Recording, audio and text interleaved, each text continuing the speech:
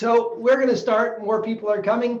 And just remind, so we have some new names here, new faces here tonight. So just remind everybody, the Abundant Coach is about creating abundance in your coaching practice. So many and we specialize in NLP and timeline therapy and hypnosis. And so many coaches struggle. They're, you know, all of us who get into coaching are well-intended. We want to help people, and we spend a lot of money and time learning NLP. It's not cheap. It's a big investment of time and money. And the toolbox we get is massive, right? When you first start learning, you know, you're sort of overwhelmed with how much you get. And then the bloody clients are complex.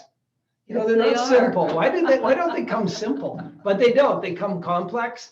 And so marrying that big toolbox to the complex client is often difficult. And so again, and the body of knowledge that you get when you study NLP comes in like a 6-inch fire hose, right? It's just like boom at you. And as a trainer, as an NLP trainer, I have a big curriculum to get through so you can be certified if you're on one of our trainings. And because it's a big curriculum, we don't have a lot of time to go down a lot of rabbit holes with you. We don't have time to have a deep dive into conversations. And we certainly don't have any time on an NLP course to bring in guest speakers. It's just not possible.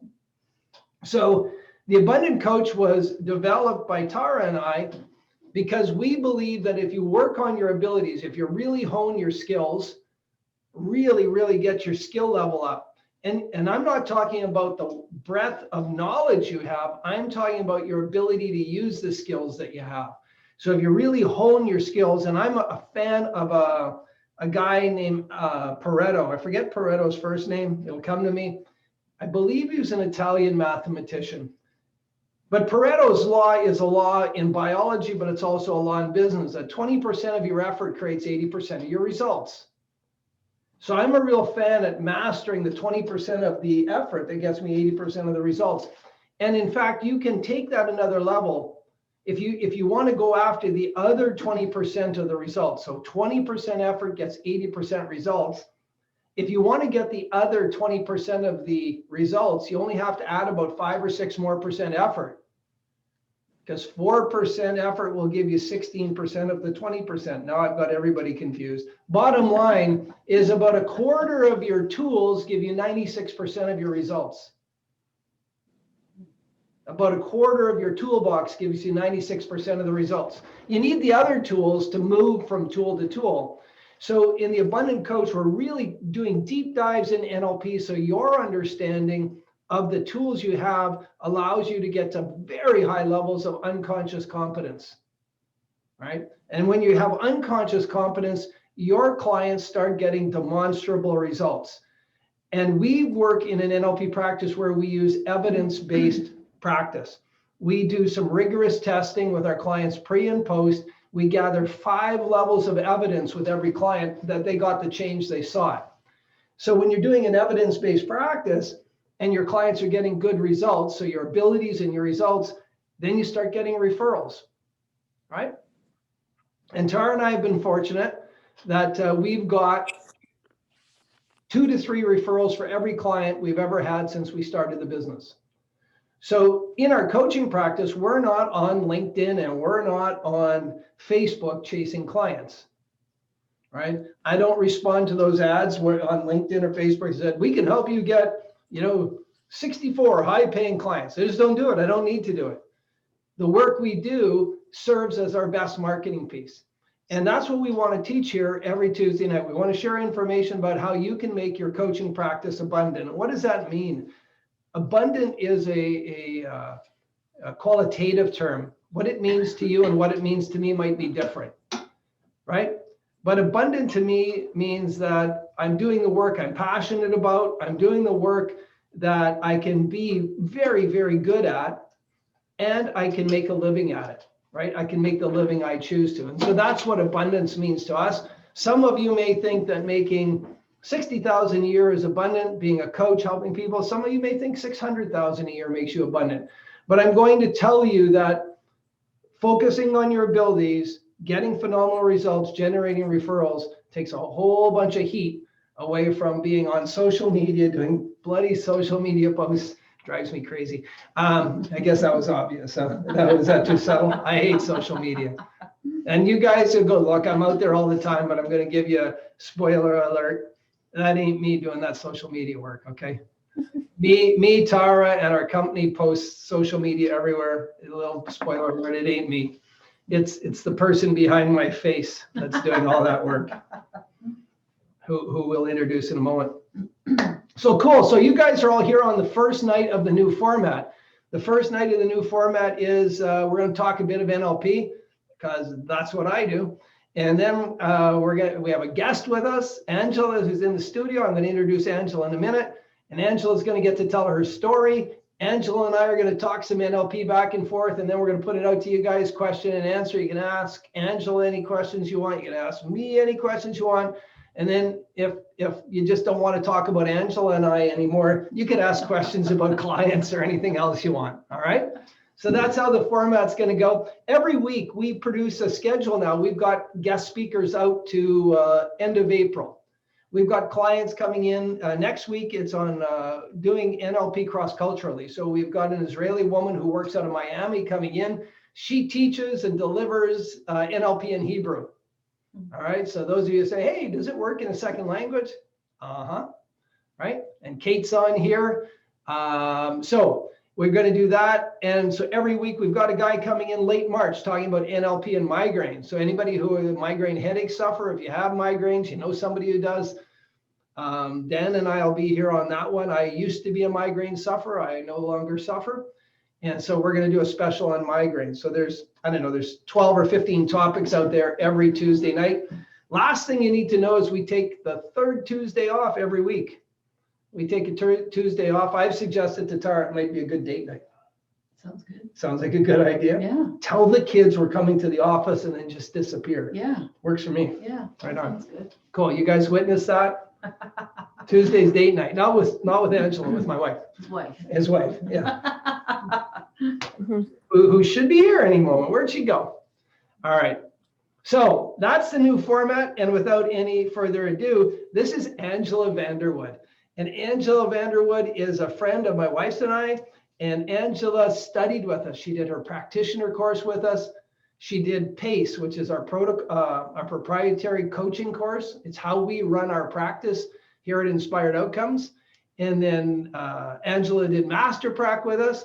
And then she started studying Neuro-Semantics. And she became a practitioner in Neuro-Semantics, and she became a master practitioner in Neuro-Semantics. She used to work out of our office. She left us. And for that, I'm truly sad, but I don't hold it against her. Our children have to grow up and move away from home sooner or later. Yeah. I'm crushed. I just want these people to witness my crushed state. It was a positive. It was a positive. Spin it. Okay, you're going to spin it. I knew you would. Bloody freaking NLP people. I hate you. But seriously, Angela was here probably 2 years in this office, 3 years. 2.5 years, actually. 2.5 years. Yeah. And now she has owned a practice. And Angela's going to tell you a story about life, about trauma, about overcoming cancer, and about staying cancer-free, and about running her own practice. And a sort of a real side benefit, you're going to talk about NLP and Christianity. Yes. Cool. So where do you want to pick up the story? Where would you like to start? Think about it. I'll start. Okay, you start. Tara was sitting on the board of our camera keeps going in and out of green and blue. Do you like yourself better green or blue? Neither, actually. Neither? Yeah. Pink? Could you go pink? No pink. I don't do pink. No, here. It's this thing behind us. One of us has to quit moving. See, I do this, it turns green and blue. Okay, yeah. I'll stay over here. Okay. So, there, I just turned green again. That's fine. The Hulk. This is my imitation of the Hulk. Give me 1 sec, guys. Ooh, there we go. Let's see what that worked. Tara was sitting on the board of a nonprofit here in Guelph, and we decided to donate an NLP practitioner course, $4,000 gift to the board, and they could pick somebody in their organization and let them attend the course. And they picked Angela. So, yeah, woo-hoo. So Angela shows up on the first day of course. She couldn't even spell NLP, let alone knew what it meant. She's sitting in class, and I remember because she was sitting right over there. I'm teaching here. She was sitting right over there. And Tara and I at the break, we were saying, did you see Angela? Look on her face. She had this blank look because she didn't know what she was getting in for. The board of directors, she was the executive director of the organization. The board of directors said, hey, you're getting to go on this great course. She went, good. And she gets there and she's like, what are they talking about? That was day one. And day two started out similar. Tara and I were really, really attentive because we wondered what's going on. And then by day three, Angela turned the corner and she said, yeah, I'm into this. And then day 4 and day 5, when we got into timeline therapy, you were a beast. I was. You were all in. I was all in. Yeah. Because I felt it working. And that was the beautiful thing, because I suffered from migraines. I had trauma that I didn't even know. I had all these limiting beliefs about myself. And I wondered why they suggested that I go take this NLP course when I was a director of a nonprofit organization trying to lead a team. And I came into, and I sat there literally like, it was like this. And I thought, and I came home the first day and I thought, I have no idea what I got myself into. I don't like looking at myself on this big screen. Don't you? I'll put Not it. really. No? No. I kind of like looking at us on the big screen. I think I need to clear something about that. Okay. Anyways. She doesn't like looking at herself. Not on big. Typical NLP comment. I need to clear that. Yeah, I need to deal with that. I need to do something with that. Anyways, first of all, I was very excited because I love to upgrade. And here I was gifted this 7-day course. So by the time, we got to do some practicing and I was clearing junk, and I'm like, I love this. Junk's a scientific term, right? Yeah. And I'm like, I love this. I love how I feel. I love how it works. And that was in July of 2017. No, that was December. That was in December of 2017. And I came to do PACE in that following July. And I did a breakthrough. And I'll get the chronology. It was December 2016. You did PACE in summer of 2017 in July. Yes, that I did PACE. So the protocols for achieving coaching excellence. Yeah. And so when we do PACE, we have to do a breakthrough on each other. And I had my first breakthrough and I got rid of loads of junk, trauma. Trunks of junk. And that, so July, August, September, October, I started to not feel that great. And I was single parenting 4 teenagers. And some of them were absolute piece of work. And I thought, you know what? I just kind of attributed to, like stress. And Mama's stressed, kids are stressed. Yeah. And as it turns out, I had a tumor in my small intestine that I did not know about, and it was bleeding. So anyways, I was seeing the naturopath and she's like, you don't really look that great. So my hair was the same color then and my skin matched my hair. And she's like, let's get some blood work done. And anyways, my hemoglobin was at 62 and my ferritin level was at 1. And she said, I don't even know how you're walking. And so anyways, after no iron. Very, very, very low iron. My None. my tumor was bleeding, so I was passing it through my stools. It was a low drip. I never saw it in my stools. And normally my hemoglobin, today my hemoglobin's up at 140 and my ferritin level is up at 60. So that tells me I'm very, very healthy. After we did a bunch of tests, then we discovered I had a tumor in my small intestine, which is a very, very rare thing to have. And so by this time I had, 4 units of blood, and nothing was really staying in. I had the tumor removed January 2nd of 2017, and they were trying the diagnosis was stage 4. Stage 4 non-Hodgkin's lymphoma was was the diagnosis.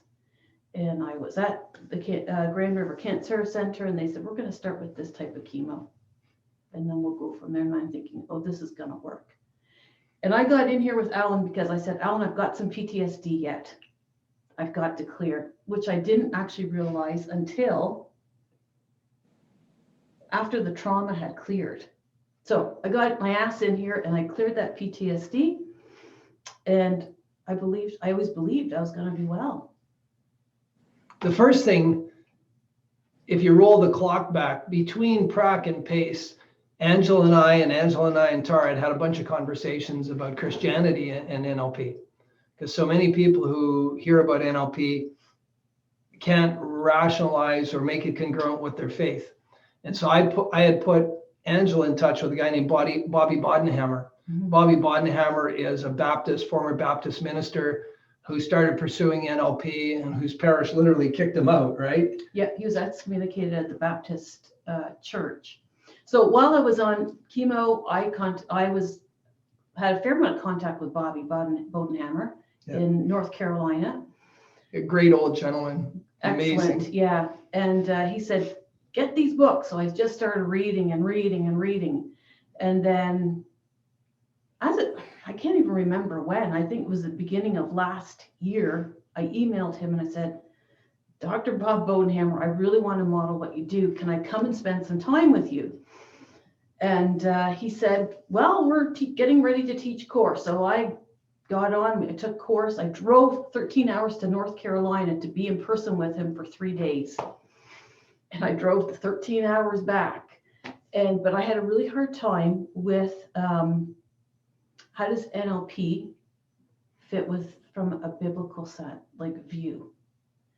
And as soon as I, read Bob's books and had some conversations with him, I'm like, it's totally all backed up with scripture. So that's what I do today is I support people of faith from an NLP, Neuro-Semantics. And it was interesting when Angela attended PACE, and then she found out she had the bleeding tumor. She came into my office one day and she was full of rage. And I remember it, you were angry at God. And you remember angry at God. And those of you who know German New Medicine, and I said, well, the tumor is the healing crisis. If you look at German New Medicine, the tumor was the healing crisis. And if God hadn't sent you that tumor, where would you be? Mm-hmm. You wouldn't have healed, right? It would have just ran in the background. If the anemia hadn't happened, she wouldn't have known what was happening inside her system. It would have evolved further. And I remember those first sessions were reconciling with God about why would he let you do that? And then the next thing was when we mapped out your past, you had gone through that horrific separation from your husband and the trauma that when we cleared that trauma, those of you who know trauma know that there's a real correlation between unresolved trauma and cancers. And then if you study German New Medicine, you'll understand how German New Medicine expresses what the metastasization of cancer reflects.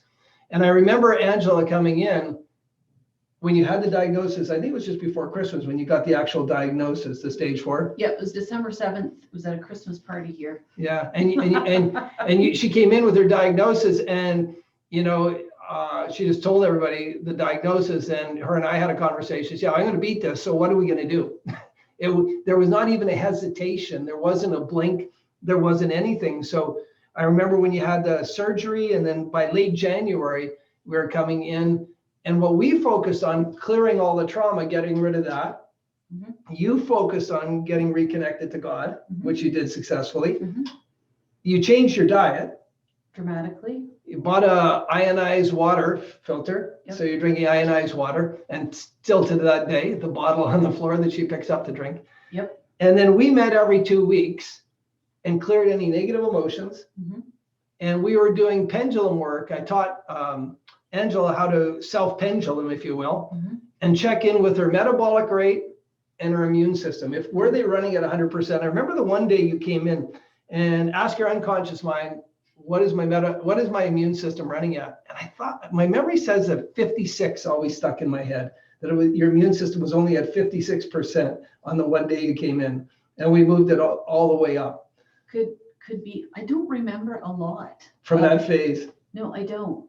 I kind of have nostalgic feelings, but I seriously do. It was so beautiful. And I remember that on the third chemo, you had 6 chemos, 3 weeks apart. And on the third chemo, you still hadn't lost any hair. It was amazing. Yep. It was absolutely amazing. Yep. And after my 5th chemo, I did a pace breakthrough. I was here for the whole pace. Yeah. And did a pace breakthrough. That's right. The live one. Yeah. And then on June 22nd of 2018, so surgery on January 2nd, June 22nd, 2018, diagnosis. Cancer-free. My friend was with me. And cancer-free every year today, sitting here. I have no fear of cancer returning. My nurse friend came with me on all the appointments. So it's all about perception. I heard cancer-free and she heard you're in remission. I said, I did not hear that at all. I'm cancer-free. Yeah. It's brilliant, isn't it? Think about that. The power of the language. Remember, when we teach NLP, we talk that you don't describe your world with the words you use. You actually experience your world with the words you use. So cancer-free and in remission are totally different experiences. Yeah. Are they not? Absolutely. Absolutely. Absolutely. All right. So neat. So cancer-free, 2.5 years now, coming up on 3 years. Yep. Fantastic. Yes. Talk about, so Bobby Bodenhammer is got to be close to 80 or more. No, closer to 80. Yeah. Yep. And he and Michael Hall wrote a book on Neuro-Semantics. And I call NLP at its most rigorous is about thoughts and feelings.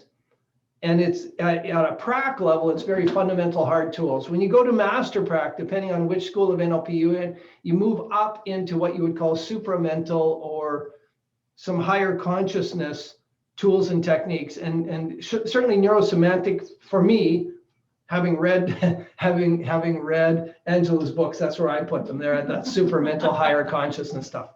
So talk about that. Talk about your working with people of faith through your NLP Neuro-Semantics practice. Yeah. So Neuro-Semantics. So when we have a higher source, so for me it's God, and for most of the people I work for it's God. Mind you, I've been working with Muslims lately too. Sometimes say Allah, sometimes say God. I don't really care. I don't really care what your higher source is. For most people it's God. Wait, tell them where your office is. So my office is behind the church, in the old manse that they've renovated into office spaces, and they call it the Ministry Resource Center. So your Muslim clients are coming to the. You bet. Right on. You bet. Beautiful. Where was I? Helping people with their faith and healing through NLP and Neuro-Semantics. Yeah. So I support anybody. So I seem to be my office is open. I'm supporting clients physically. We just keep 6 feet apart. We both wear a mask. I was closed during December, I was closed during January. And I called public health and I said, I support people with mental health. Am I allowed to be open? And they couldn't give me a yes or a no. So I decided to keep closed for January. And I had people calling and say, I just can't do this virtual thing. I need to be in person.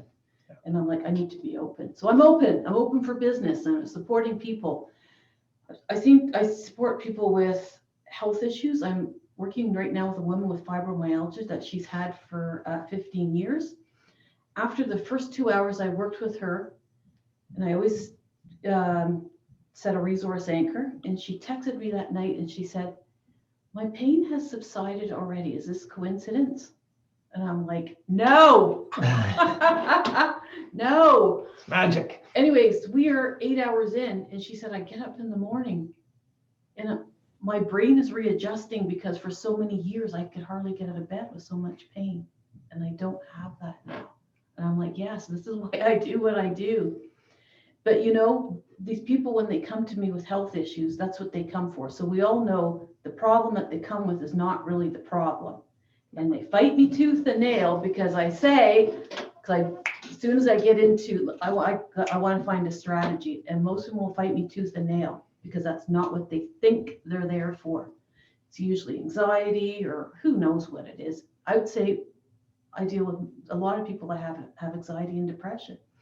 So when we have a higher source, so we do metastating in neurosemantics. So metastating, meta means always highest. It's always the highest. So our God for me is always the highest. And when I work with people, their God, Allah, whoever it is always the highest. So whatever it is, whatever negative thing it is, we can always metastate it with a higher resource. This is kind of like a real that's okay. Simple explanation, but you know what? Their problems disappear, and people's lives are getting better. And I don't heal them; only God heals them. But and a lot of people that come to see me have a real issue. They either with God, they want to believe in God, but yet they have an issue, and that's usually a parts conflict right there that we get out. I'm working with a lovely woman. Stay there for a second. Yes. Part of them wants to believe in God, and part of them is in conflict with that. You so bet. You integrate the parts. We integrate those parts. Beautiful. Yep. And whether they walk away believing in God or not believing in God, they'll be congruent with the belief. I don't care. They won't be in conflict anymore, right? Whatever decision they come out with, they'll be congruent, and that subscribes to the presuppositions of creating wholeness and choice. Absolutely. Yeah, beautiful. Absolutely.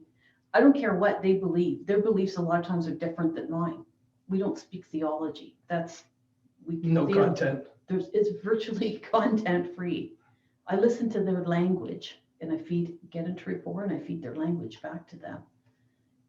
So, but I've been taught by the best. I've been taught by Alan and Tara, but also I've been taught, by Bob Bodenhammer and Mike Davis out in California. Amazing. It is. I've been taught by the best. Yeah, when Angela did her first practitioners in Neuro-Semantics, she came back, and I remember the time you said, I'm so lucky I studied with you guys, because the other people studying, you got it. You're like... I got it, and I passed both of my courses with coaching of excellence. Coaching of excellence. Beautiful. I really enjoy it. You were talking about fibromyalgia. Now, Tara's doing a doctorate. We talk about this. I've actually done some research on it, 5 levels of healing.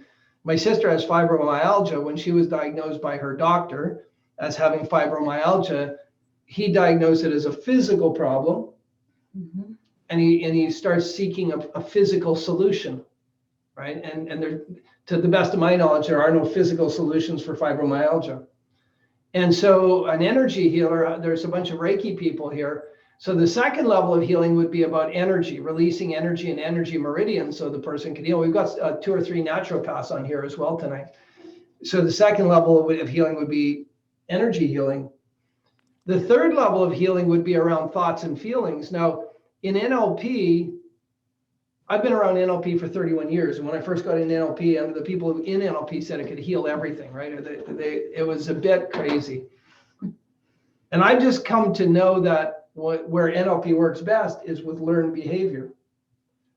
So when I hear you talk about fibromyalgia, and I think that it's an immune response, is it possible that it's learned? I'm not saying that it's learned, but I'm asking myself, is it possible that it's a learned behavior? That some part of us is doing it for some purpose? Because in NLP and Neuro-Semantics, we believe that every behavior has a higher purpose. So what is the purpose of the fibromyalgia? And then, of course, I already said Neuro-Semantics is at the supramental level, right? And then above that is God or bliss. And so when you're healing, the higher up you can heal, it has downward causation. So you're healing some emotional wound at level 3 or 4, and the pain, the physical manifestation is gone. Absolutely. The fibro, and she said, is this? Absolutely. Yeah. So we're 6 hours in. I just worked with her again today. And there was just so much trauma. And she walked out, we cleared a boatload of trauma. And like, I still get goosebumps from it. Like, she walks out of there. So yeah, it's.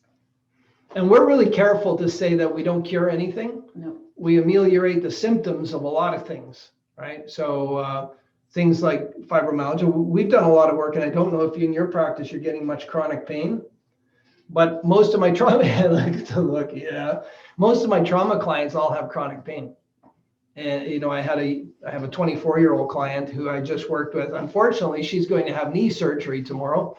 But yesterday and today, for the first time in 18 months, she's had no knee pain because we did emotional clearing. For every injury, there's a physical trauma and an emotional trauma. We cleared the emotional trauma. Her knee pain went away. Unfortunately, her knee surgery is already scheduled for tomorrow. So go get her. But she also had pain in her scapula that she carried since she broke her collarbone. And she also had an argument with her mother, crazy argument with her mother, and her throat was sore. And they did a pain paradigm on her throat, and she's a singer. And the pain's gone. I said, well, sing a scale for me. And this young woman has this melodic, angelic voice. And it was profound. 3 pain paradigms. I don't do pain paradigms a lot, but 3 pain paradigms in one session. So a lot of your clients are experiencing chronic pain as well. Yes. Neat. Yep. Neat. Yep. A lot of anxiety, like I said earlier, a lot of anxiety and depression are usually down at the bottom. Down at the bottom. Down at the bottom, and that's what I go for. As soon as I hear anxiety, I'm in there. I mean, so I love her fearlessness, right?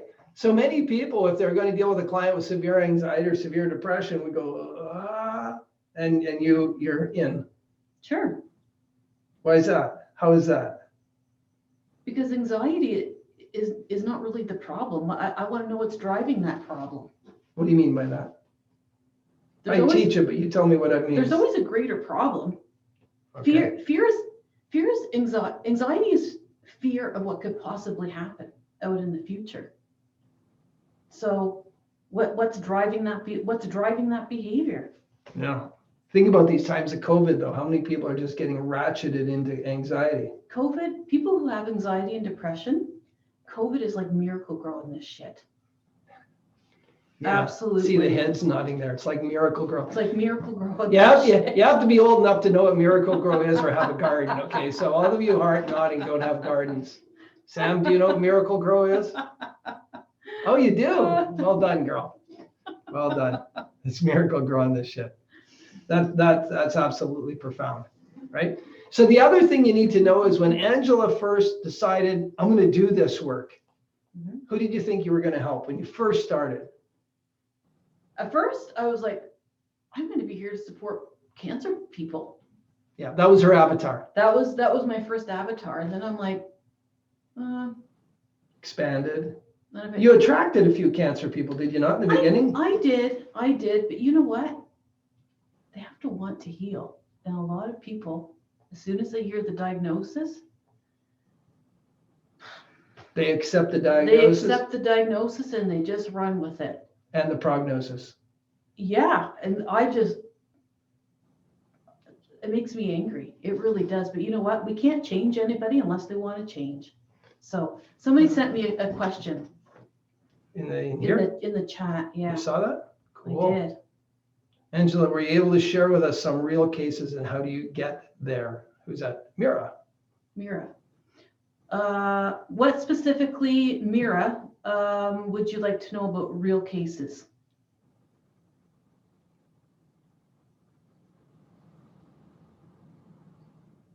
No mic. No mic. No mic. Just before Mira gets her mic going. So you've modified PACE. You're still doing PACE, still doing ZTBIs, and you've taken your learnings on Neuro-Semantics and embedded them throughout PACE. Absolutely. So so if you have a toolbox that's bigger than NLP, so if you come and train with NLP with us and you learn PACE, and Tara and I say this, but Angela's a great example of saying, okay, I have NLP, I have PACE, and then I go get more learning and I come in and I adopt my PACE methodology, but you're still doing the steps, you're still doing the pre and post testing, you're still running an evidence-based practice. Absolutely. And you're getting referrals. Yes, I'm getting referrals, but I'm getting big results with people. I'm getting referrals from the people that I've worked with. So that tells me I'm getting massive results. I know I'm getting massive results, but I even love it more when I get referrals from the clients that I've worked for. 2 this week. 2 referrals this week. All right, Mira, you're live. Your mic's on. Yes, I disconnected my earphones because I just came home at 7 and I had to have some supper and a tea, warm tea. Nice to see you, Angela. We saw you, I think, in some demos at the course. You were there. I think it were you, right? And I don't know. No? I think I recognize that you. Maybe it's someone similar to you. There's, But nice to see you. there's one demo. So There was one demo with Angela? yeah. Oh, okay. So yeah, you see? Okay. Recognize you. Strategies. Oh, strategies. Yeah. Yes, Sam, you're right. Yeah. Well, nice to see you here smiling and well and healthy, beautiful. But when you just said that people come with anxiety and you said like, and I know there is something else to it and I just get there. So I want you to expand a little bit more. Like, what is that, how you get there, and what is exactly you do? If you can give an example, I would appreciate that. So there's always a behavior that goes with anxiety. So as soon as they say anxiety, I say, well, what's the behavior? And I go into a strategy and I elicit that strategy with them. And what possibly could you feel about yourself when you do this and you act out in this behavior? And I get an unworthy, I'm a failure, whatever it is. And then I just keep going down and they give me that strategy for how they do unworthy or I'm a failure or whatever it is. So those of you who have taken PACE, open your PACE manual right now. She just recited the page on strategy verbatim. All right. Thank you. Yes. Yeah. And so then I take, so if they're faith-based, and most of my clients are Christians, there are Christians on here. We give me yeah. So we know in Hebrews, it talks about bitter roots. So the Lord tells us not to have bitter roots, and bitter roots can be anything. So that unworthiness, that's a bitter root. That's not Christ-like. Let's get rid of it. As soon as we get rid of it and we change that belief, and that was just like with that client this morning, I can feel it go right down my legs because that was driving a lot of her behavior around her anxiety. Absolutely brilliant. Here's anxiety, and I want to find out what's running that anxiety. And it's always an unword. Alan taught me that. It's always an unword or I'm a failure or something like that. A complex equivalent. Always. Right on. That's so powerful. That was really powerful, actually. I love how you connected it in your world exactly to scripture. Yes. And you talk about rapport. It's exactly how I get into rapport with people. Well, rapport is huge. Physically, I need to get into rapport. That's my first thing. Because if I've got any resistance, I'm working with a little guy right now, 13, and he sits. So I have couches in my office. Sometimes they're great and sometimes they're not. But he sits sometimes going to fetal position. I don't do fetal position very well, especially when I'm dressed in a dress. But most time I will try and bend myself into, whatever I can to get into rapport with him. But hey, I've done a breakthrough on these chairs. You have. Yeah. You guys don't know, we're sitting on ostensibly bar stools with backs, and I don't have them. I have them in the studio where we are now. I used to have them in my office, and people always say, why do you use bar stools, right? Well, how many seating positions can you get into in a bar stool? And so she's sitting in the client position. I can match and mirror that pretty easily. So it always gave me the leg up. Yeah. Now you know all my dirty tricks. I do. Yeah. People got results just so they get the hell out of the chair. Probably. Evil. I'm evil. Cool. Other questions for Angela? I think there was one more in the chat. Oh, another one in the chat. Okay, you're good. Neuro-Semantics. Neuro-Semantics. Neuro-Semantics is faith-based. Who asked that question? I need to. Laura. Neuro-Semantics is faith-based NLP. So they've taken the NLP and they've matched it all up biblically. So just like the tool of, taking the bitter root, we want to get rid of that bitter root. So I have a tool that I use on how to take that bitter root to Jesus. and I use that one a lot, especially with women who carry guilt for whatever. Mostly with women who carry guilt, and it's a big, powerful tool. It's a submodality change, and it's especially for my visual clients. Good night. You can blow that one up to the moon. Yeah, and it works really, really good. Does that answer your question? So just so everybody understands, Tara and I are really hardcore. Well, I am. Tara's joining me, so I have to be careful what I say about her. I'm hardcore NLP. Right? Everybody on here knows that. I eat, drinks, NLP. But I'm also hardcore. If something works better for what I'm doing, I'll do it. All right. And by better, I mean, is it faster? Is it less painful for the client? And does it last longer? Those are my 3 tests. Can I do it faster with less pain and it lasts longer?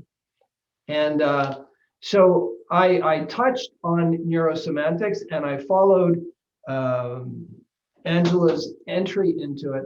And Tara and I support people training with as many people as possible. And we support people in doing that because it subscribes to the law of requisite variety.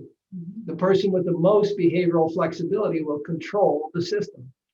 So as an NLP coach or an NLP, whatever you want, clinician, whatever you want to call us, I don't think coach is an appropriate title for Angela and the work she's doing, but probably you have to use that.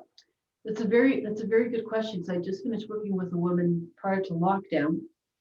And she's like, it's not a good title for you, Angela. No. It's not a good title. She said, I think you're like a belief buster or something like that. Belief buster. I like that. A lot of good new names coming out today, Sam. Yeah. So I don't know. I use that one it's a good hashtag actually. But I don't know. I don't know. It's a really, I don't know. I just keep praying about it. What do I need to call myself? Because I do say I'm a life coach. I help, I support people. A Ghostbuster, yeah. That's a good one. I do that sometimes Sam. too. Yeah, and so training with other people, when you're a coach, when you're sitting holding space for somebody, you have to be the person in the room with most behavioral flexibility. Now, for any of us who've been one-on-one with a lot of clients, we come up against clients who have a lot of behavioral flexibility. We start trying to guide them here and they switch on us, they go there, and we have to match them over there. Some clients have phenomenal behavior flexibility. Some people with smart problems, they can bend and flex and move so fast. So so we encourage people, all of you, to get lots of training and get trainings from as many sources as you choose, right? We support that really ardently. And so with Bobby Bonhammer, is he still training or is he retired? He will train, yes. Okay, and are they training online now? Do you know? Have they gone to an online medium?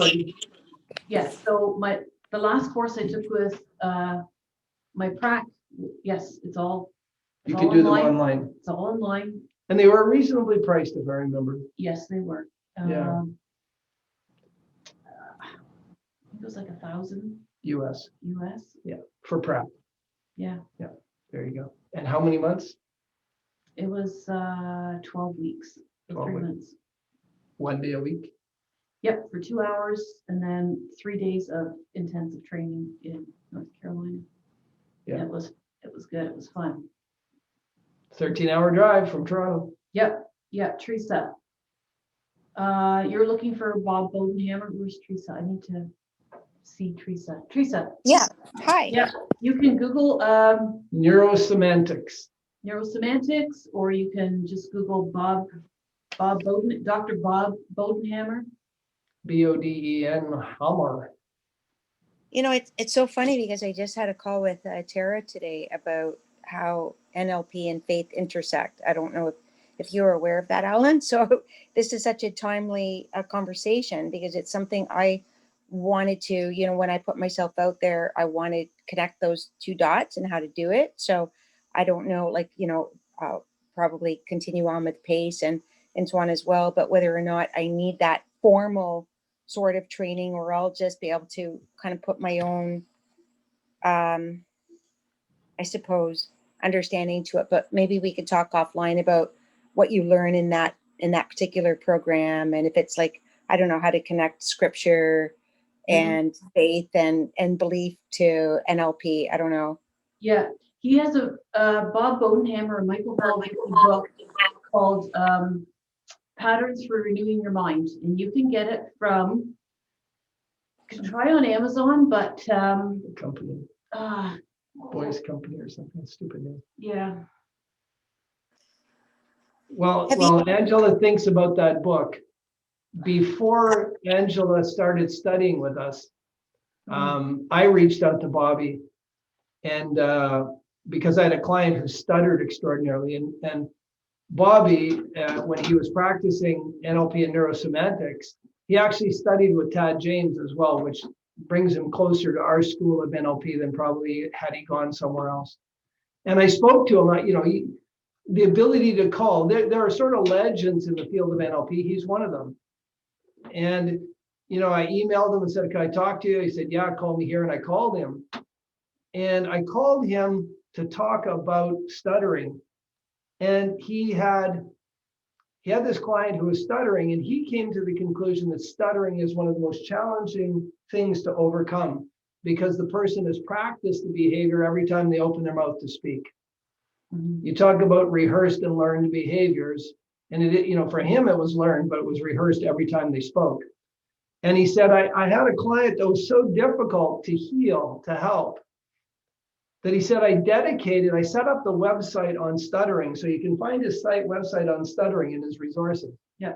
And he said, and I dedicated 3 years of my life to studying it.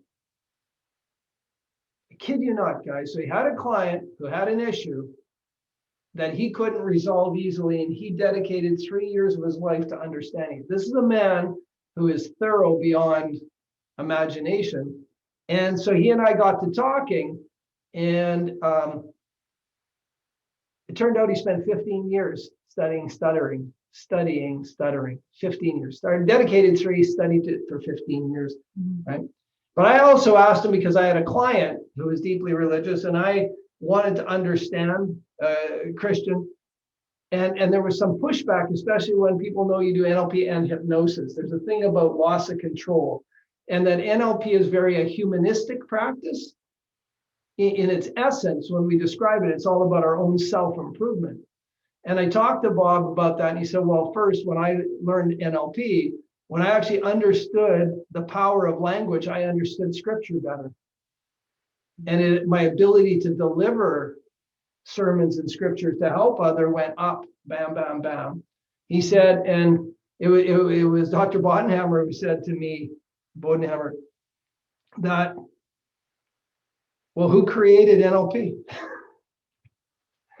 Who created NLP, right? And if it's a tool for self-improvement. That's exactly it. They said, you know what, you can take a hammer. You can build a house with a hammer, or you can hit somebody over the head with a hammer. We can do the same thing with. Yeah. So here we build people up. So there was some more comments in the chat. Let's just open Logan Brothers. Logan Brothers. Logan That's Brothers, right. you can get. That's the book, Patterns for Renewing Your Mind. And it is, that was my very first book, and it's still my go-to book for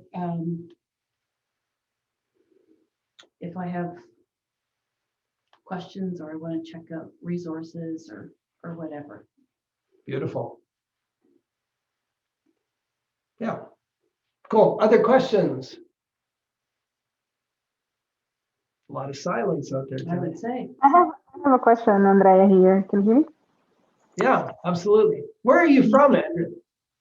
I'm from Brazil originally, but I live in Canada. I'm in the East Coast. I'm in the Atlantic Canada here. Yeah. Wow. Well, welcome. I'm from Rio, big city. Yeah. From Rio straight to a very small city here in New Brunswick. Yeah. 15 years ago. So I'm in Moncton, New Brunswick.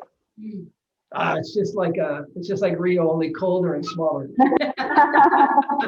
I love it. I love the small town feeling here, and the pace of living is yeah. Nice. It's nice going home, but it's nice coming back to. It's nice visiting Rio, but it's always good to be back home. Beautiful. Home is Moncton now for me.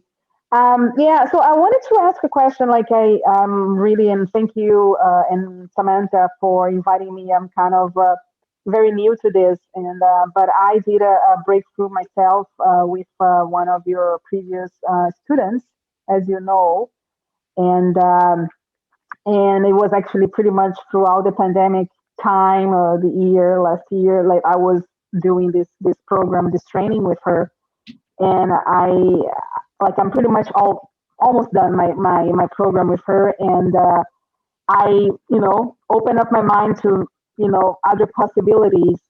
Anyway, so what I want to ask is when you talk about neurosemantics, for example, and I hope I found, because I put in the chat there, I hope I found the right website for it. Just that's the right one, right? Okay.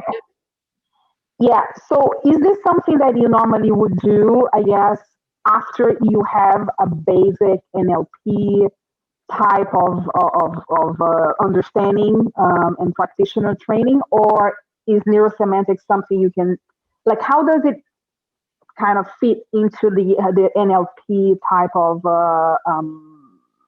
knowledge base? They're exactly the same tools. Mm. Yeah, except they've got higher. If you're adding God into them, they're higher states. Mm. So you get the same kind of tools, but you've done your practitioner and then you found out about neurosemantics and then you expanded in that other way kind of thing. I had done my practitioners, I'd done my master prac. I was doing my master prac. Yeah, and PACE. I was doing my master prac while I was taking my neurosemantics course. Don't highly suggest that. I'm not doing that again. No, you don't have to either. Doing two courses simultaneously. Yeah, not a great thing. For me, I've been taught by the best, by Alan and Tar. So when I came in, I was very fluent with my skills. So they were teaching me these skills. Can I say something around walking around? What? Can I say something about walking around? The one woman who's a trainer. You say whatever you want, man. It's the abundant coach. Yeah, you can say it, Angela. Okay. There was on my neurosemantics course, there was another woman there who was a trainer in NLP. I could walk circles around her because I had been trained well, and I knew I could take these skills, so they were a little bit higher, and I could incorporate them right away. So, but there was people on there who had no other NLP training. They just went right into neurosemantics. You can do that. For me, I believe I'm succeeding and doing so well because I've been, like I said earlier, I've been trained by the best. So in both my NLP and neurosemantics. So it was like kind of building blocks, right? I guess like you. I would say for anybody who wants to do neurosemantics, I would highly suggest that you do NLP prep first. Do it with a chart and then go do your neurosemantics. It's the same tools. Some of them have a different spin. That's okay. If you go in, just keep an open mind. When you're adding God, it's always a higher resource. So for me, that was very, very fascinating, and that's what I was after. And those are the tools I use. And it's interesting in NLP, we have like schools of NLP, much like martial arts. So if you go down the Bobby Bodenhammer path, you're adding God. If you go down a path where you train with somebody like Connie Ray Andreas and the Andreas group, you're going to go into, like Connie Ray spent decades studying Eastern philosophies, Far East philosophies, and you enter into a lot of meditations. If you go into other schools, if you work with me a lot, I'm going to encourage you to bring in meditation and Joe Dispenza type thinking, Kundalini breathing. So and if you hear that, when you get to higher consciousness with Kundalini breathing, you're connecting to source or God at the highest level, right? So when you hear that, when you hear Angela say, when you add God, it's a higher, you're moving up that healing scale. And I think you'll find that where you won't find it is in schools. I'm not picking on Tony Robbins, but Tony Robbins is about feeling good in the moment, mostly using kinetics, motion, physicality, changing your physiology to feel better, which works. You feel better in the moment. We're talking about layers and layers above that. And so, whatever your speciality, whatever your purpose, wherever your passion is, I think you can find a school of NLP. But I think, and I really appreciate what Angela said. I'll send you your check in the morning. You're welcome. But like all great things, if you're going to study martial arts, you have to go to a dojo and learn the fundamentals of the art. You cannot grab, you just can't walk in and grab a saber and start wheeling it around. You got to go do the kata. You got to do the workout. And it's the same with everything. So when we teach prac, what Tara and I pride ourselves in is that our prac skills, and I'm really, really, really ruthless about this. I'm a building blocks guy. When you leave prac, you have the building blocks to go do what you need to do. And if you take prac and pace with us, I will take our prac and pace grad and put them in a contest with any master prac grad from any school, because we've worked so hard on the 20% of the tools that get 80% of the result, that like Angela's fearlessness of just dealing with it. And I had to confirm, because we haven't talked prior to this sit down here tonight, that she's still using PACE in its form and structure, but added her neuro-semantic understanding and her scripture into the structure of PACE, right? So, and so PACE is an example of a very structured approach to NLP. But to me, it's like, building a massive tower of knowledge, you need to have a strong foundation. You need to have a really good foundation. And for me personally, I'm going back and rereading Richard Bandler, so I understand the building blocks even more. I'm on a Richard Bandler study again. And Tara, to build our building blocks as a teaching team, is doing a PhD, right, in natural medicine. So that our building blocks, when we're teaching, my passion is to study why NLP works based on neuroscience and psychology. So, we teach. We just wrote, for those of you who have taken prac with us in this year, we just created a brand new training manual. Brand new training manual. I'd like to see it. You can see it. It's right there. A brand new training manual. And because our sequencing of the techniques, our learning, our understanding of what works has evolved over the 6 years we've been teaching others. And now our book again, but it's really, really structured and fundamental based with a lot more material around the techniques in it. So yeah, I really appreciate what you said. Other questions for Angela? Well, there was a question here, German New Medicine, Kara. Is it Kara or Kara? Or neither? We lost you. Either or. Either or. Cool. Well, I'm married to Tara, but there's a Tara on here and it's spelled the same, so I always get confused. Yeah. There you go.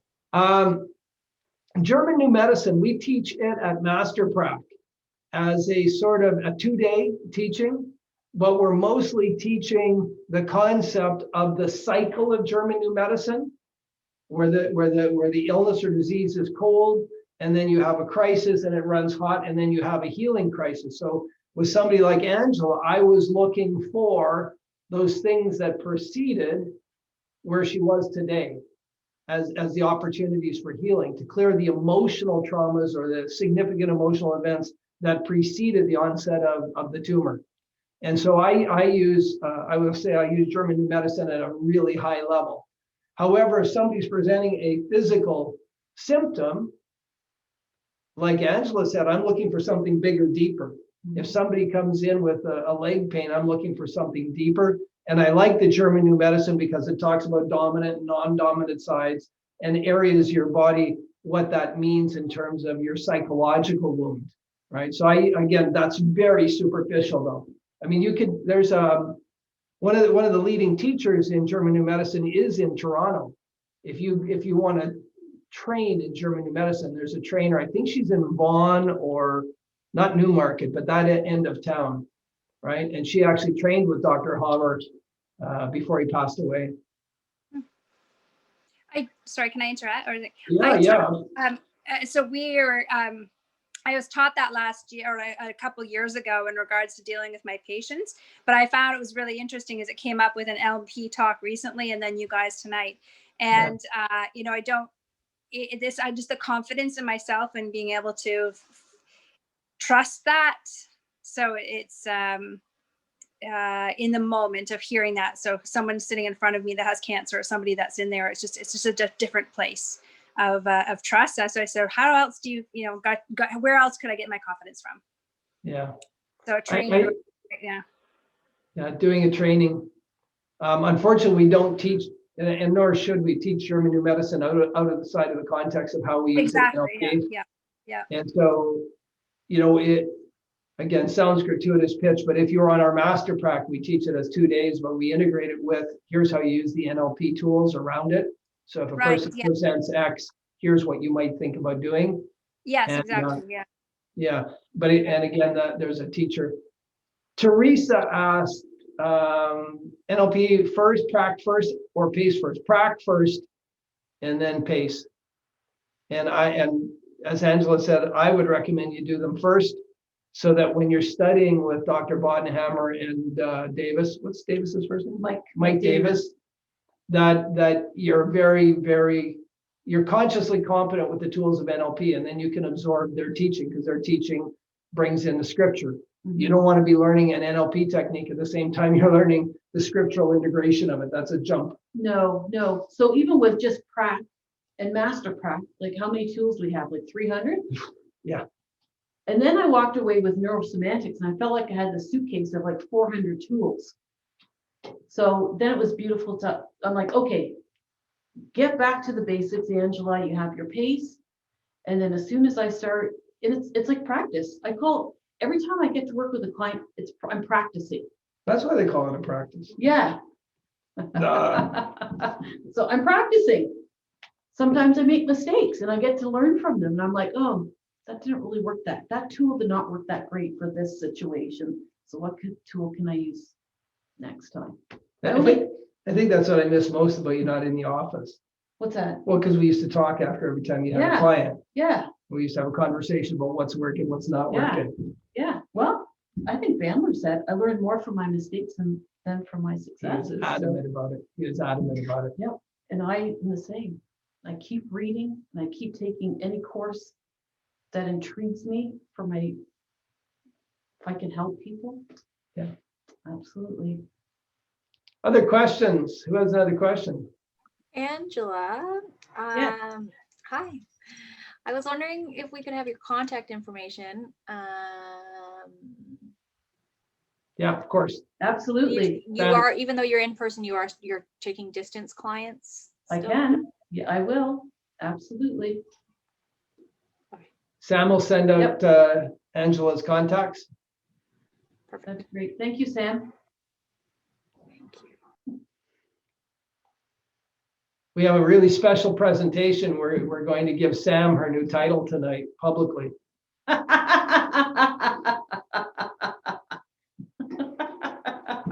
Just by Sam's reaction, you should really be anticipating this, you guys.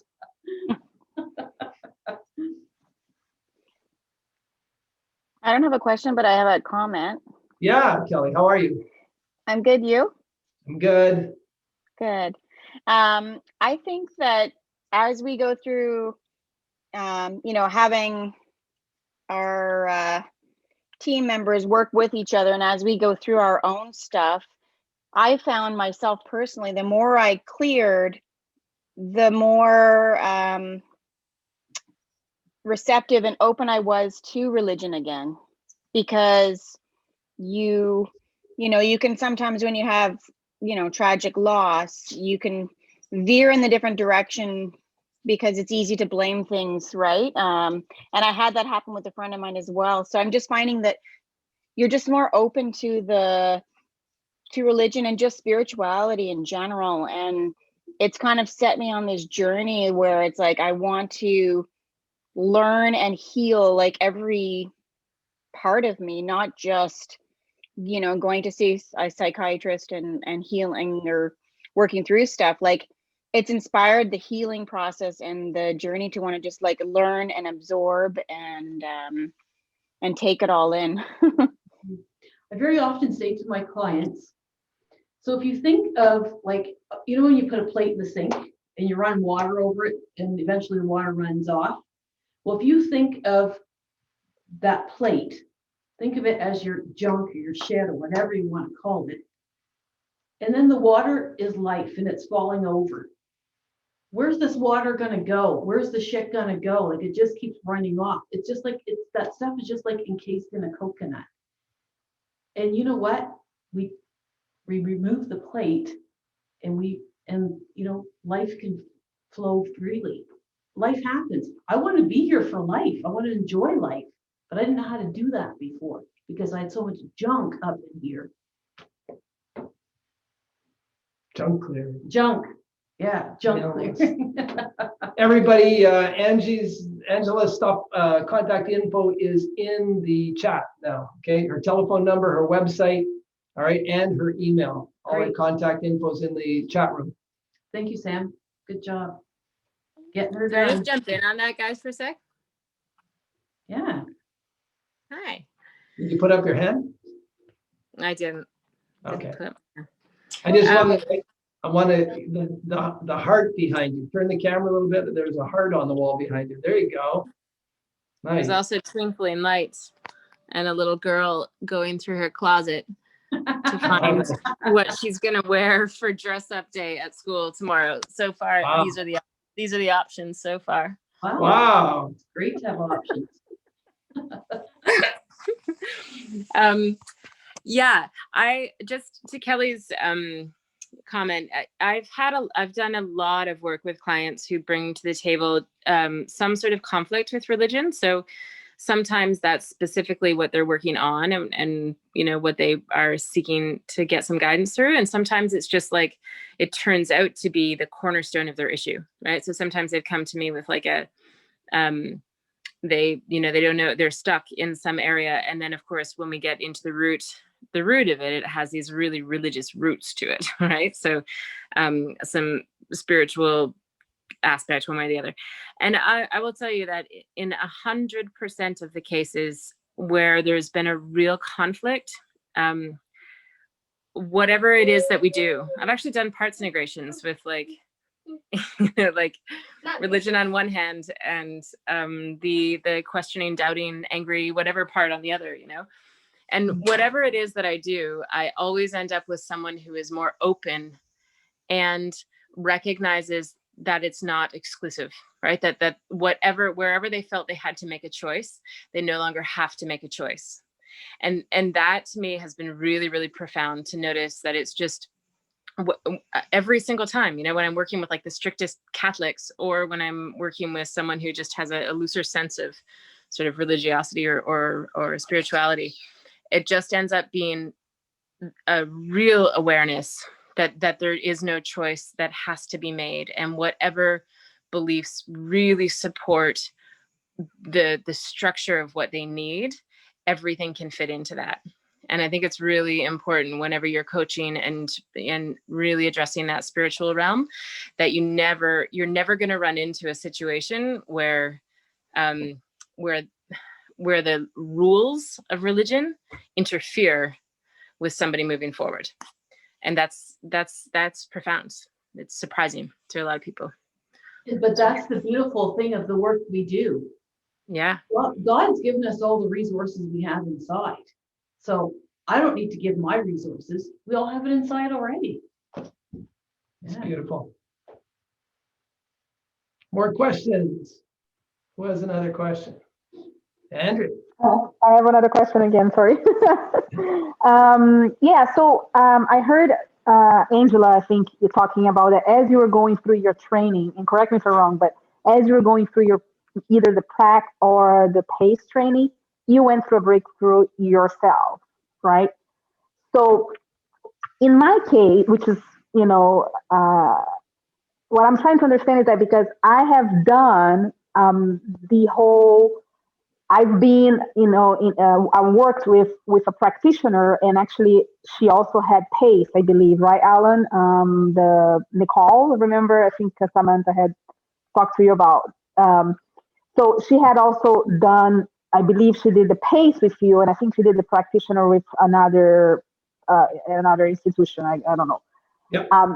But so where would I fit into, let's say, if I decide that I want to, get my prac or my practitioner? Is it something that I'm gonna go through? I have to go for another breakthrough, or how can I already use, the knowledge that I already got from the other side of things, of being somebody that was coached? I guess how does it fit into the knowledge that I will be getting? And so when you do prac, you're going to recognize all the tools that Nicole did. That's first and foremost. So you're going to have aha moments. What were you going to say? Yeah. I've done 5 breakthroughs. good. Every time, while I was having cancer treatment, every time they run PACE, I got my ass in here. And every time I get a certificate, I have another breakthrough. And I still have shit to clear. Right. Yeah. Yeah, exactly. Because I hear you. Andrea. Yeah. And sorry, when you do PACE, you're doing a coaching course. And so we encourage you on PACE to clear all the stuff that's holding you back in your coaching career, separate from your personal development career. So some of us are afraid to ask for money. Some of us are afraid to pick up the phone. Some of us are afraid to go live on Facebook. So we have so many constraints on us as coaches. We encourage you that now that you have PACE in your hands and you're going to do a breakthrough with one of your peers, clear every limiting belief you have about you being successful as a coach. Clear it is. And online here, when Kate's online, she's an NLP trainer. She did PACE with us, right? And Kate can speak to, she'd done prac, she'd done master prac. She did a breakthrough on her master prac course, a one-day breakthrough. Then she did PACE, and she can speak to the difference between the breakthrough she did on master prac and the breakthrough she did on PACE, and then where her career is now. Kate was in training while I was having chemo. She was. Yeah. You're absolutely right. Kate was in the February of 2018 course. Yep. Here. I remember, I was sitting. Did I see her before? Yeah. Nice to see you again. Congrats. Well. Yeah, the difference is huge. And what I really liked, what made the whole difference between the breakthrough from master prac and breakthrough from PACE is looking the other coach going in structure. Like I see the coaches knowing what she or he is doing, not creating something from the head, like the structure of it. And plus there was the whole bunch of traumas that cleared out. Like I never cleared trauma before. So the trauma was the big thing in that breakthrough. And hang on to that thought for a second, because when you did PACE with us, you'd already done prac, you'd already done master prac, you were already an NLP trainer, and in nothing in that process had got to your traumas. No. And when you did PACE, you cleared out a bunch of traumas. And there was no system. Like I remember myself, like, okay, there is the outline, what you need to do, go and do it, whatever you think you need to do. Like, what the hell am I doing? Yeah. So, and even looking at the other coach that, you take the PACE brochure and you just go step after step.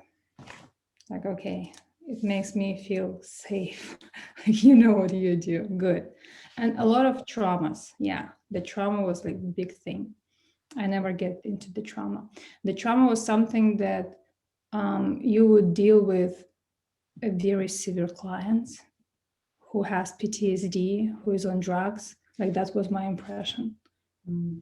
Yeah, and yet, however many people are here, 20 people. Given that I'm the only male online and 1 out of 3 women have been traumatized, so there's at least 6 of us on here, 6 women that have been traumatized for sure. I'm one of them. Kate's 2, Tara's 3. But I don't have trauma. No, she does not.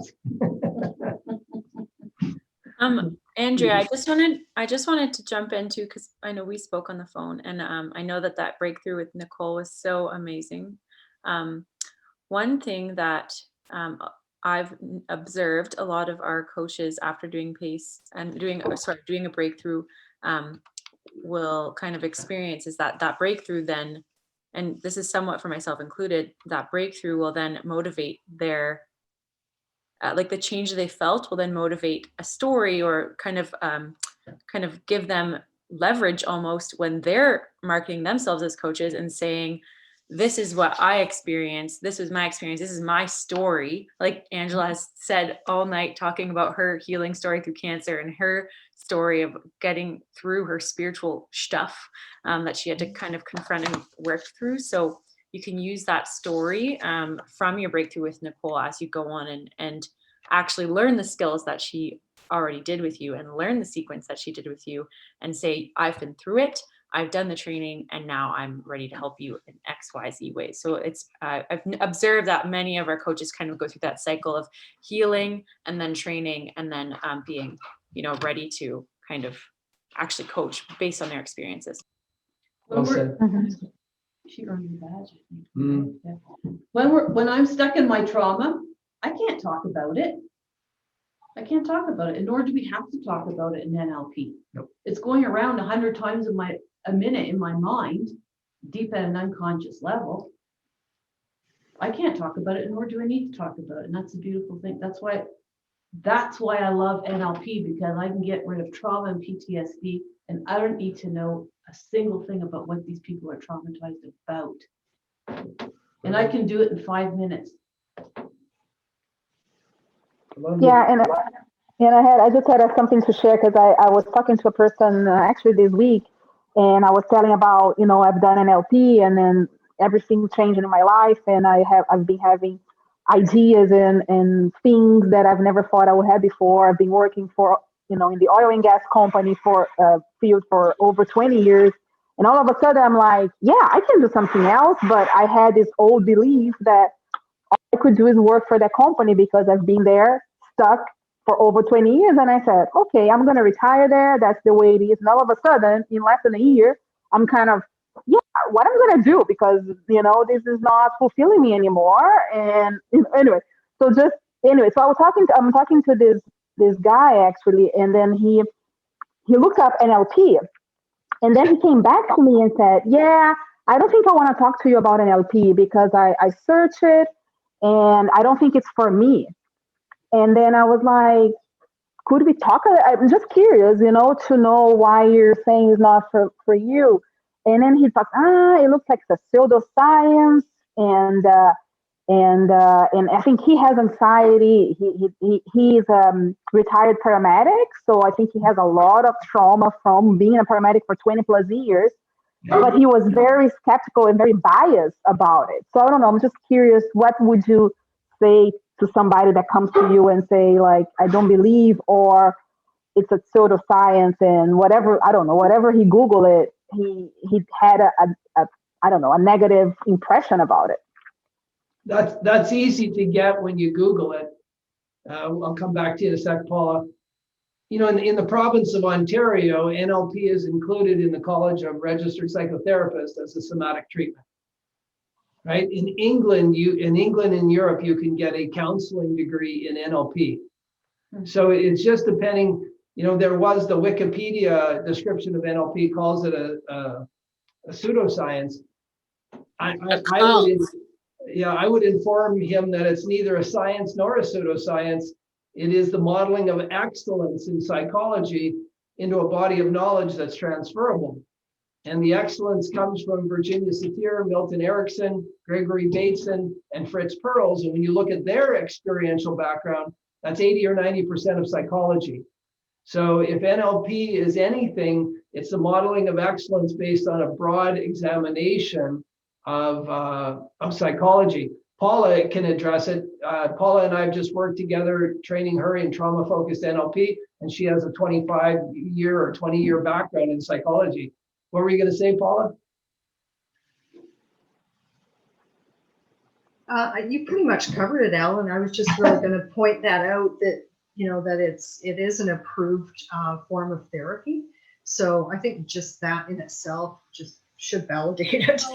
Just not completely on its own, but there are a lot of like evidence-based modalities that like sort of take up the first places of like the approval, but it's definitely listed as that and the hypnosis component. So like Ericksonian hypnosis, anything that has that psych base. And I've been so impressed with NLP in this training. I'm blown away. I have studied so many different modalities, and it's just, I can just check so many of the boxes, as we're going through the NLP model. And I've been doing just like the PACE model, which is incredible.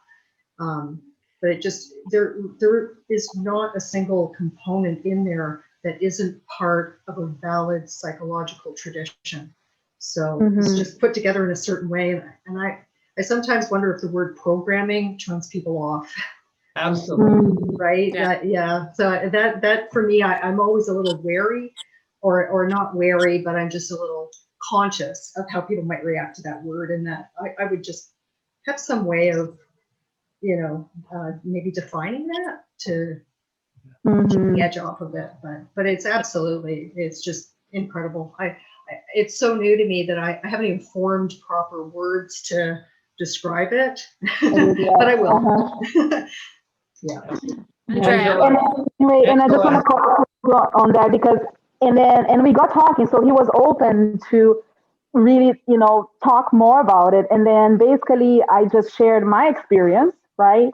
And I think it's back to what you're saying, Samantha, because as I'm sharing my experience and what I went through and how I felt and all of that, then just that made him like, yeah, that sounds so.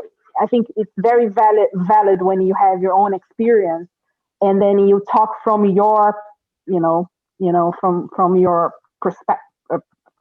perception of the topic. And anyway, so Andrea, it was very interesting. Yes. Hi, Tara. I just want to mention hi. The other piece here, though, is to avoid trying to convince people of anything. Like, I think that it's really, really important that a lot of people get very, very passionate about persuading people into the legitimacy of it, which is easy to do because it is so legitimate. But I do think it's important for people because there's so much out there, because there's so much misunderstanding. I think it usually serves you well to just share your experience, offer resources if they're available, but then also just let people come to you when they're ready to come to you. I don't think there's a lot of value in really pushing it, because the world is changing at such a fast rate, and a lot of people are experiencing what you're experiencing. And my feeling is I don't think it's ever worked well when I've tried to convince people of how legitimate it is. Yeah, that's a good point. I think we get excited because it's something that is just so new for us, and we want to talk about it with everybody, right?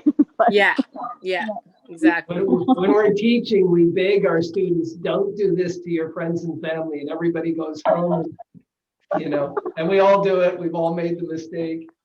Hey, I'm wonderful. I can make you wonderful too. Just sit down. Tara? Yeah. Are we still in Q&A period here? Sure. Can I ask a question? Essentially, I totally agree with you that you should probably, if someone's decided already that they're not really open to this, then what the heck is the point? Like, really trying to drill into them that this is legitimate. I guess what, so at the end of the day, it's kind of just, I guess my question, and like also commentary, and like me just working this out as I'm saying this, is like, you can just kind of let that go and invite them to experience it if they choose, and if they don't choose, then there's nothing really that it maybe that one wasn't the one. Yeah, exactly. Yeah. That's all it is. It's just, you don't need to be in the business, because you'll really wear yourself out, and there's just, I think probably one of the best things is to know the good resources to give people, if they're interested, let them know, and then back right off, and it will speak louder than having a big discussion about it normally. Somebody like a paramedic, you have to understand they're scientifically trained, right? A paramedic is trained in allopathic medicine. And if he's been traumatized and he continues to suffer, he's probably been into cognitive behavioral therapy or some therapy for some period of time that didn't work. And he's probably already in the school of, PTSD is an illness that's impossible or really difficult to heal. And if that's the case, then if he reads my website, and I tell you, or he reads Angela's website, or talks to anybody here that's practicing, that you can get through trauma in a couple hours, like really get grounded without your trauma, then that's hard for a person to swallow, right? Especially if they've suffered for a decade or 12 years or 15 years. And yet it's the absolute truth. Yeah. And I guess at the end of the day, what we really, sorry, Angela, just going to say, at the end of the day, we don't want clients that we've convinced to work with us. We want clients who come to us. So even if you effectively convince them that NLP is legitimate, they're not going to be a great client because of that, unless they were just like unsure, and then you guided, gave them some information. They were like, oh yeah, no, cool. This sounds great. Like what I want. But if you've really had to work to convince them, I would suggest you don't want to work with that person anyway. You want clients who find you and want you to do the work. Sorry, Angela, I didn't mean to cut you off there. No, that's okay. That's okay. I find, and you may find in whoever else is practicing, I'm usually the last stop. Like people have tried everything. Yeah. And systems fail. The system has failed them.